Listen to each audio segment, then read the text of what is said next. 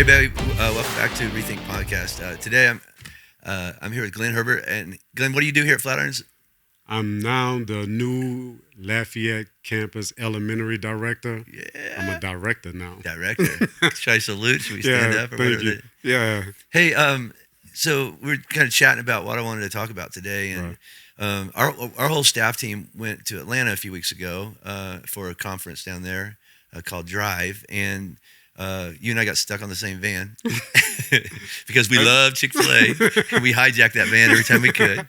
yeah, But it was the conference was part of it, but part of it was just us all hanging together and having conversations. And you and I had not had a lot of FaceTime together, and we ended up at a table together. And I called something out that I'm kind of nervous about because you've been on staff how long now? I think on 2019. Okay. I've been a volunteer since 2014. You've been around a while. Yeah, I've been Right. around a while. So first impressions are not always right, but they are impressions. And you kind of scared me a little bit. Not because you always had this look on your face like you were like, I don't say angry, but you definitely like I think I'm let him go on by right now. Yeah. Okay, but I noticed over the last several months, right?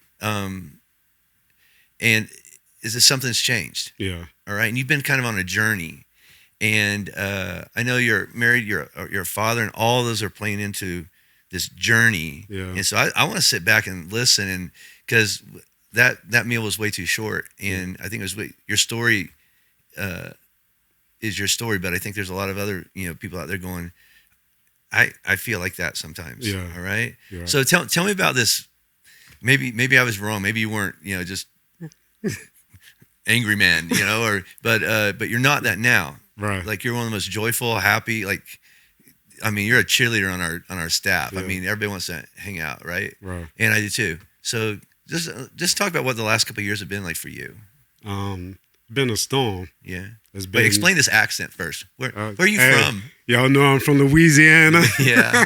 New Orleans. Yeah, we always say New Orleans, but Kenner, Louisiana. Kenner is the spot where you come in to the airport. Okay. Because people like, I don't know no Kenner. Like, you went to New Orleans? Yeah. You had to fly, right? Yeah, I flew. Kenner is the place where your airplane landed. All right. So Kenner, Louisiana, Metro New Orleans. All right. But yeah, All right. born and raised. Yeah. Cajun, baby. Yep. And who's the most influential person in your life? I'm supposed to ask. I know Mary's. There's two people. Because I thought about something that you said that reminded me of this other person. Okay. My G-Ma and my grandfather. Okay. Because when we was in Devon, you said about, my dad had my back. Like my dad, he had me. Yeah. And that reminded me about my grandfather. Like, Okay. my grandfather was that dude when he was alive. Like, He's in your corner. that man's support. He would discipline. Yeah, sure. He would talk to me about things, and it wasn't that discipline, like, go get the switch, go get the belt. Yeah. It was that, come here. Mm-hmm. What happened? All right. Yeah. I got you. Yeah. So, so those two, Yeah.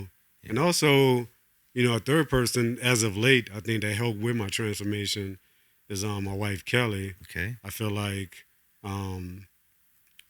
she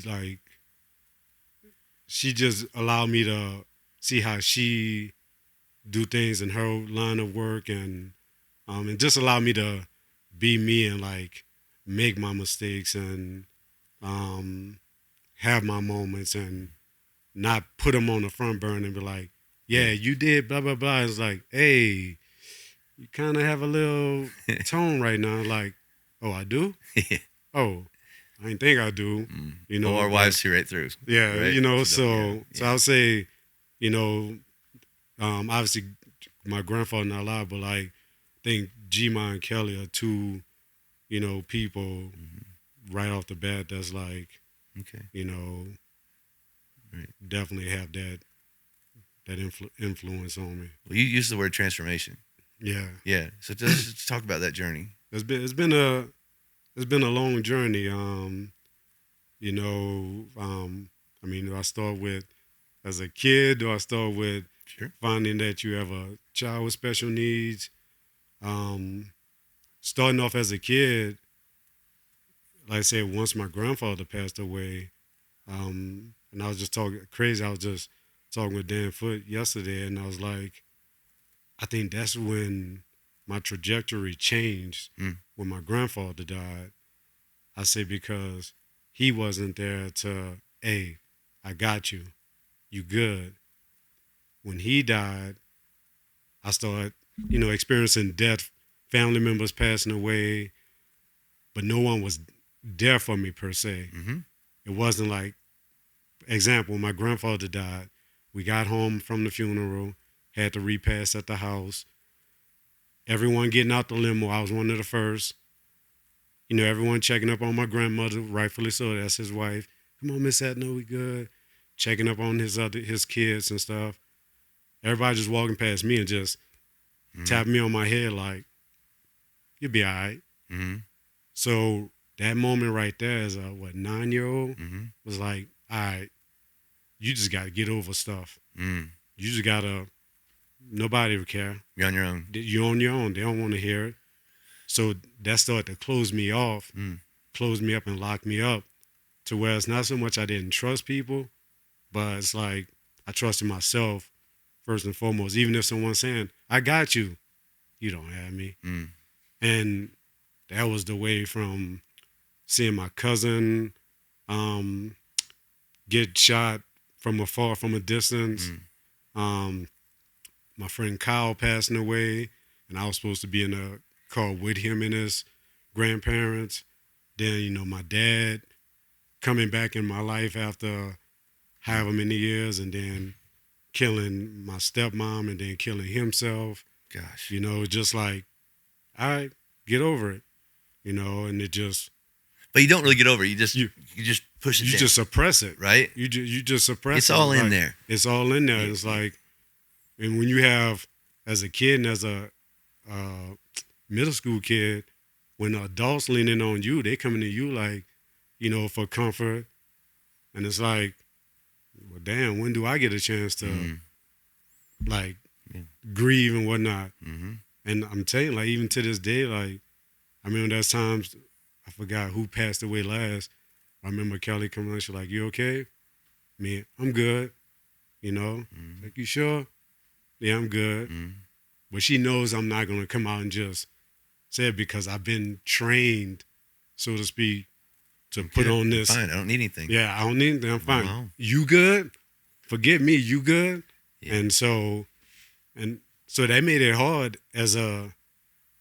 growing as a man, because society say I'm supposed to be this type of husband, this type of father. So then when we get a child with special needs thrown at us, so I was like, you got to be this, you got to be this. And so I'm like, I ain't asked for this, and I'm beefing with God in the process. But on the outside, I'm good. Outside, I'm good. Like, yeah, we good, trust God. Yeah, I'm praying, but man, I'm mad as I want to be, and what you're angry. I mean, you can't be angry at a baby or child, nope, right? Can't be angry. But you're still angry. But where do you point it? I'm pointing it at God. Okay. Because it's crazy. Remember that movie Wild Thing, where you had your boy that had the little Jobu, was like, Jobu, I give you wine, I give you liquor, cigars, whatever. Like, he was trusting Jobu, so he's mad at Jobu because, he hasn't hit a ball in how many games or whatnot. So I'm like, all right, God, you took my mom away from me. That's what I'm thinking. Not looking at logic. Logic is out the window right now. Sure. You took my mom away from me. I never met her. Never. Don't know nothing about but what people say. And the picture I have of her laying in her casket. You took daddy away from me, my grandfather, because I called him daddy. You took that man, all right? Bypass, you took mom, but you took daddy? And I still trusted you. You took Mark. You took Kyle. You took Mama Mel, my stepmom. You know? Mm. You didn't even give me a chance to point my finger in my dad's chest so he could survive the gunshot. There's so many times I wish that man would have survived. So I could have pointed in his chest, you know, but I still had faith. Still trusted. All we prayed for, a healthy child, you know. So in this midst of my selfishness, like, so we prayed for was a healthy child, and you give us the special needs child, but is he healthy? Like he's healthy, right? Yeah, he's healthy, but he still has special needs. But is he walking? Because there are some people with a special needs kid who are bound to a wheelchair forever. Right. Yeah, he can walk. There was always a but. You know, can he do this? Yeah, he can do that, but, you know, I was always finding the but. But he's not sleeping. I'm up 7 days a week, 365 with him. As early as 12 a.m., as late as 4:30 a.m., rocking him hours. Look, after 2 hours, he like, Yeah. like, and then I'm like, bruh, this, where's our damn help? Yeah. And then that explains walking around angry all the time, tired all the time, angry all the time, but no one really pointed at except God. Right. And then I'm also a type that try not to make excuses. Like Tyler be the first to tell you if I snap at him, if I say Tyler's your other child. Tyler, my oldest. Uh-huh. You can ask him without me. He'll be like, yeah, Daddy's never used being tired as an excuse. Like I go to him like, yo, I'm sorry I snapped at you. You know, it might not be right then and there. It might be later on. It's like, I'm sorry. He's like, yeah, it's okay. You tired? Like, no, it's not okay. Me being tired is not an excuse for me to have an attitude with you or mama, nobody. I say, I made that choice. And so, so I keep saying like, God, where's the help? But then I double back. What'd you pray for before you got into bed? You pray for Kelly's safety. You pray for Tyler's safety. Pray for Jackson's safety. You pray for their health. Only thing you asked God for was strength and energy. So did God give you the energy to endure Jackson being up for 5 hours, however long it was? Yeah. Did he give you the strength to hold him, to hold another human while you dance, try to get him back down, and then hold him in the rocker for however long? Yes. So why are you mad at God? Did he not give you what you asked for? Yeah. But I want. One of the things you said at the table that night that just maybe it's like, I don't know if it came, you thought of this or God put in your head was, who else is going to rock this baby? Yep. Right? Who else? Who better? Who better to rock this baby than you? Right? Because that's what we do as humans, as people. Why me? Why not you? And I feel like that's what God was saying to me or would tell me. And I'm like, why me? Why not you? Who can handle this? Right. Who? And this is gonna double back to what you said about me walking around with that angry look. Who can go with a little sleep, 3 hours, 2 hours, 1 hour, and still make it? I can, but you chose to walk around mad at the world, mad at other people. But then if they ask you, how you doing? Fine. So why are you mad at everybody else? And that's where I was. I'm walking around, coming in. All right, how long this gonna be? I got stuff I gotta do. You know, I gotta go print these coloring pages. I gotta do this. You know, like I'm an energy and vibe. Like the vibe and energy I was giving off, it wasn't welcoming. You know, I mean, it wasn't welcoming at home. half of the time. With Kelly, Tyler, I think sometimes they have to tiptoe around like, is he good? Mm. Okay. Yeah. Well, let me say this, and maybe this. So it wasn't just here, it was at home affecting, my wife being like hesitant of, I don't know if I want Yeah. to be around him. And so I was like, is Dad angry? Is Dad okay? Mm-hmm.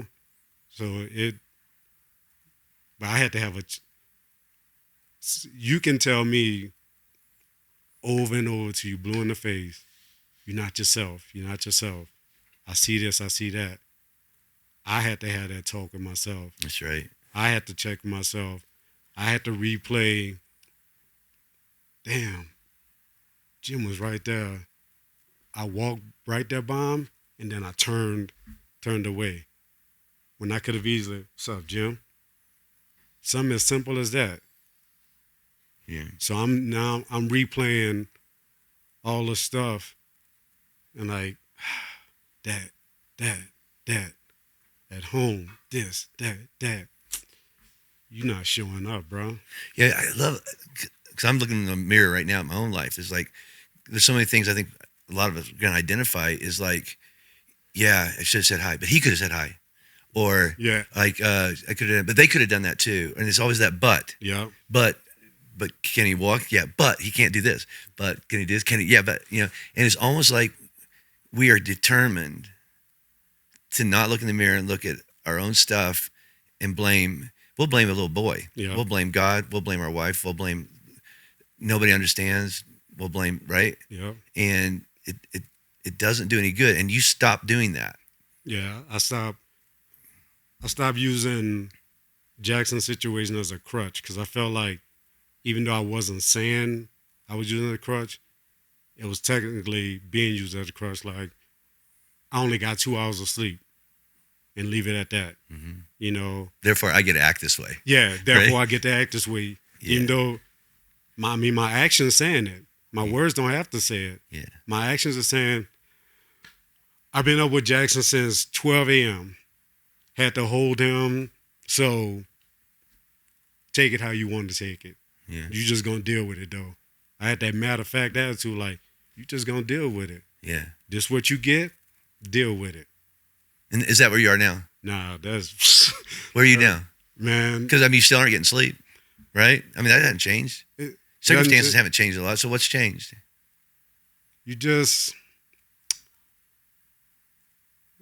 What changes? I realize I've already known my purpose, but I understand my purpose. Like, God gave me a gift to touch others in many ways. Whether it's at home, whether it's here, it's in community, outside. Like, as much as I like to decompress alone, I try to say that I'm this introvert or whatever. No, I like to decompress alone. Like, at the end of the day, I like to alone and like, okay, but I have a way that can touch others, that can make others feel good. Like if someone's down, to make others feel comfortable. It's like when Kelly travels, she always say like, leave your ringer on in case I need you. And I never understood that. Like, I used to be like, for what? Remember, I'm trying to sleep too, But it always brought her comfort knowing that she could, she can get to you. She can get to me and whatnot. Yeah. But I'm telling you, for the longest times, I just leave my ring on.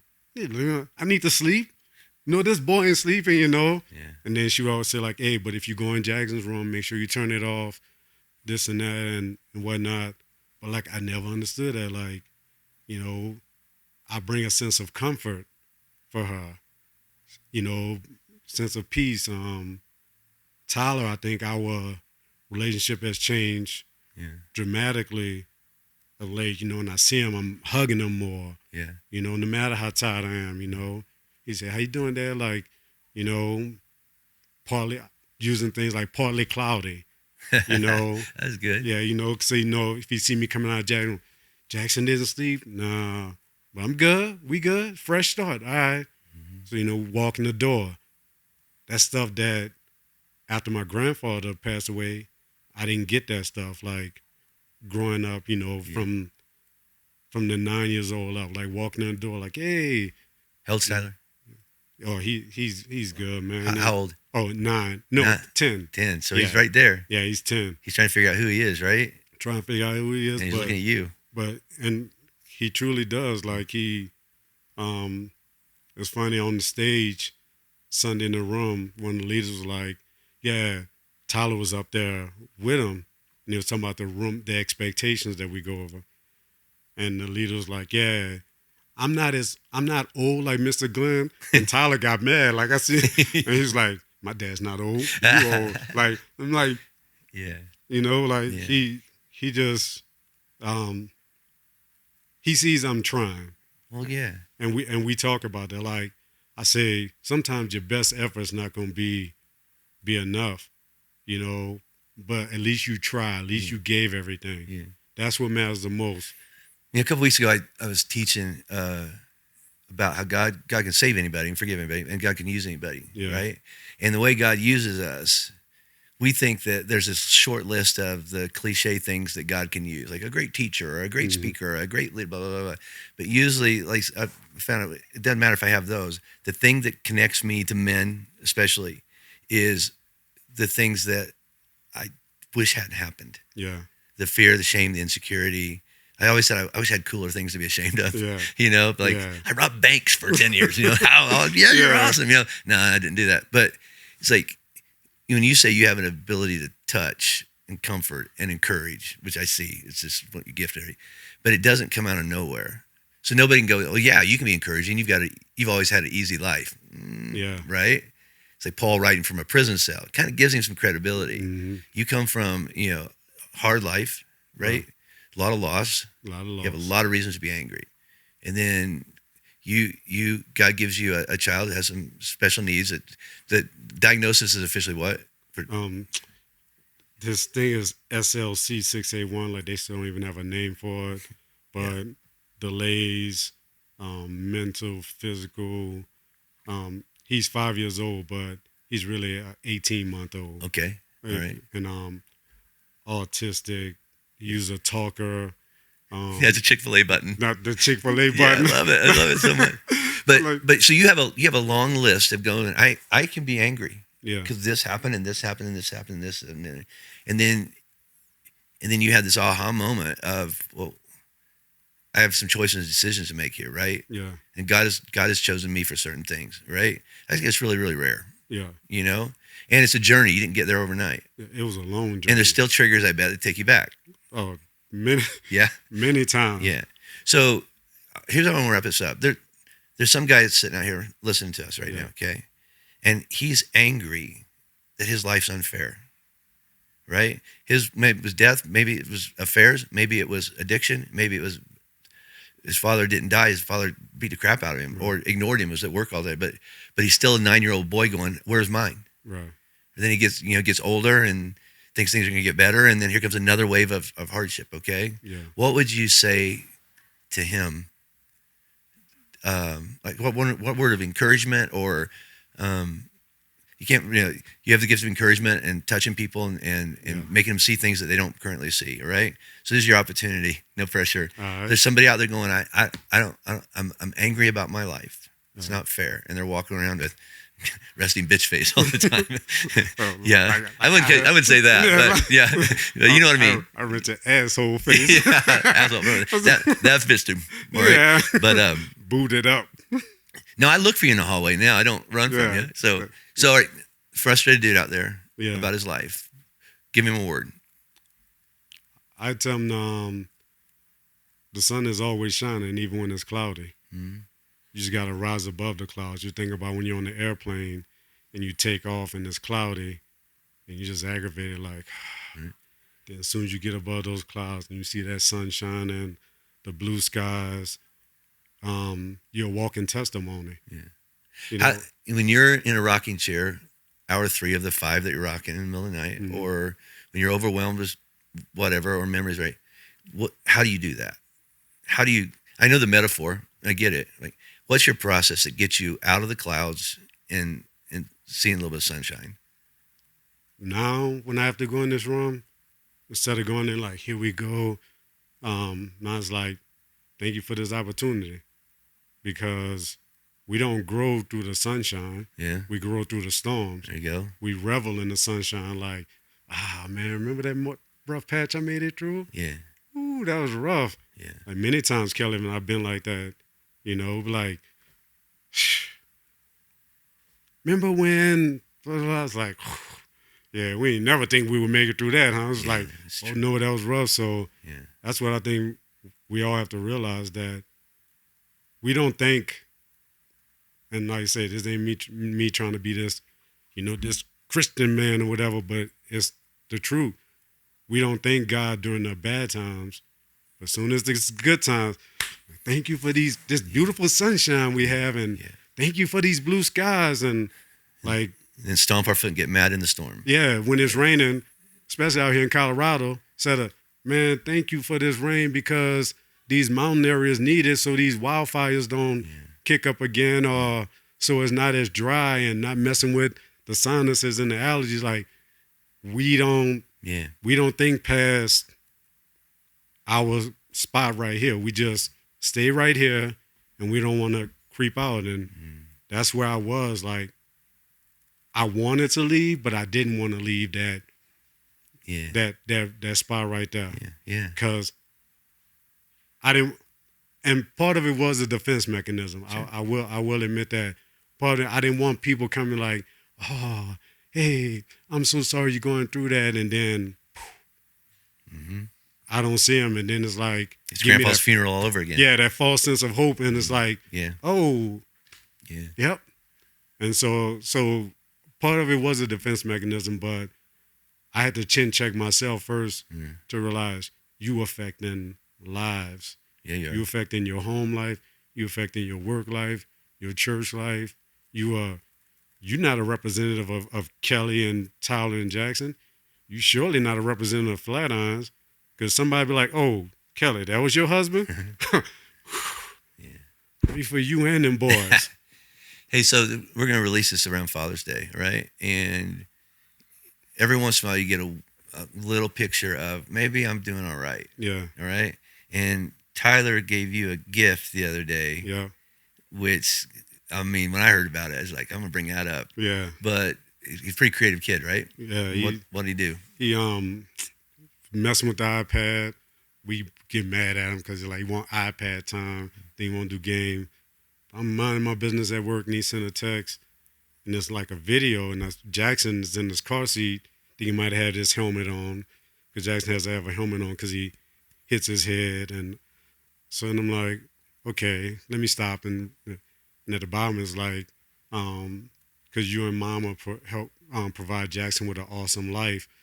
So I watched the video, and I'm like, man, I got some allergies up in this building, man. I need to talk to Beth to fix this thing. Tyler did a video about the wonderful life that you've provided for. Yeah, and it's a picture of a lot of pictures of Jackson smiling, laughing, and a few pictures with Tyler stuff. And he had one of captions like, "We're in this forever," or "We got this together forever," something like that. But back in the day, me would have been like, "Oh, that was nice," left it at that. But I was like, "You did it." I say, "Who did that? You did that?" He's like, "Yes, sir." I was like, "Oh, you did a great job." So I'm probably like, "But hey, I want you to know you do a whole lot to help make sure Jackson has a awesome, great life as well." That's good. So I thank you for it. I wouldn't have done that this time last year, year before, and whatnot. I just like, I told him it was good. He could read between the lines and figure it out. Yeah, we're not. But usually when we read between the lines, we don't read the right stuff. We don't read the right stuff. So, and and that boosted up when I saw him at home, I was like, hey, man, you did that with that video. He's like, thank you. And then just like, great job, my man. And so now he's more open now to talk to me. So that was the moment to where like, also in Costco, he wanted to chin check. So That's fair. He wanted to chin check a guy who got smart, who said something on this breath that's as I walk past. Yeah, You know, we're in this together, right? Yeah, even this together. So hey, I want to say thanks for this. I'm glad we sat at a table in Atlanta a few weeks ago. But here's what I'm not a prophet, yeah, but here's what I think is going to happen, because you're high profile on the Lafayette campus, which is our biggest campus. So you're out there in the middle of the hallways, right? I have a feeling, and I want to give people permission if it's all right. Some dude's gonna whisper in your ear and go, "Hey, I want to talk to you sometime." Yeah, and I welcome that. I know you do. Yeah. And I think God leverages our stories, because there's a lot of other people out there with similar stories, but they think they're alone. Yeah. Right, and we're not alone. Yeah. And I think that Tyler said it best. We're in this together. Yeah. We got to do that. So thanks, man. Michael Jackson said it too. You're not alone. That's how we're gonna end this. That's how we're gonna end this. You know I love karaoke. You know I like karaoke. You do. And I love Michael Jackson. Most of it. Most of it. Early. Yeah. Early. Yeah. Jackson 5. Yeah. Yeah. All right. Oh baby, Yeah. We're out of here. See ya. Yeah. All right.